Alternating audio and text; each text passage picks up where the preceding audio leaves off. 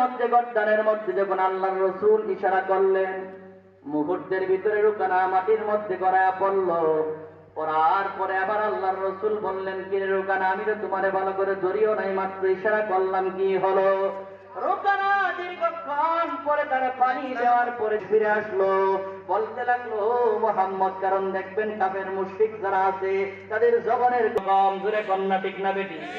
এই জন্য মুশরিক কাফের যারা আছে তাদের জবানের ঠিক নাই।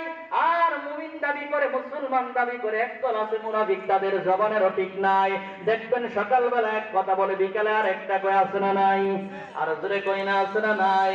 এই রুকানার যখন আবার জ্ঞান ফিরে আসলো, ফিরে আসার পরে আবার মুমিন ওই রুকানা আল্লাহর নবীরে ডাক দিয়ে বলেন, ও মুহাম্মদ, যখন তুমি আমারে আঘাত করেছিলেন তখন আমি প্রস্তুত কি হতে পারি নাই, প্রস্তুত নিতে পারি নাই।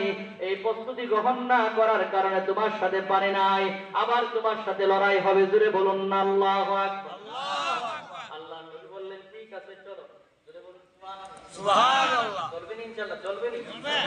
বলেন চলো, আবার শুরু হোক, জোরে বলুন সুবহানাল্লাহ। আবার রুকানা বলল, মুহাম্মদ, ঠিক আছে, তুমি আমারে আবার আঘাত করো।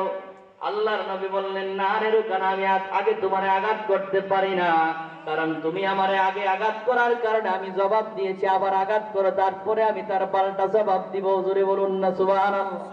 আবার রুকানা আল্লাহর নবীরে যখন আঘাত করলো, আল্লাহর নবী জবাব দিতে গিয়া আবার ডান হাত দিয়ে যখন ওই রুকানার গর্দানের মধ্যে ইশারা করলো, ইশারা করতে দেরি, ওই রুকানা জমিনের মধ্যে পড়তে দেরি হয় নাই, জোরে জোরে বলুন না সুবহানাল্লাহ।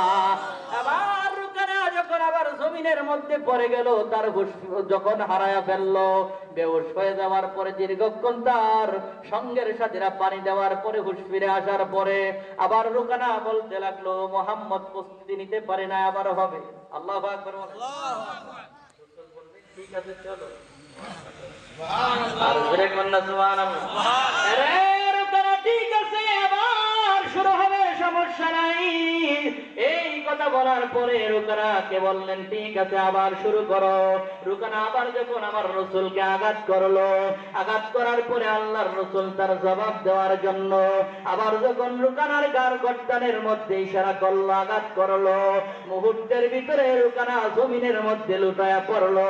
আবার কোন কোন বর্ণনার মধ্যে পাওয়া যায় ওই রুকানা কালিমা পড়ে মুসলমান হয়েছে, আর কোন কোন বর্ণনার মধ্যে এসেছে রুকানা ওই অবস্থার মধ্যেই রয়েছে কিন্তু মুসলমান হয় নাই। কিন্তু এই দৃশ্য দেখার কারণে একটা ওই মুসলমানদের একটা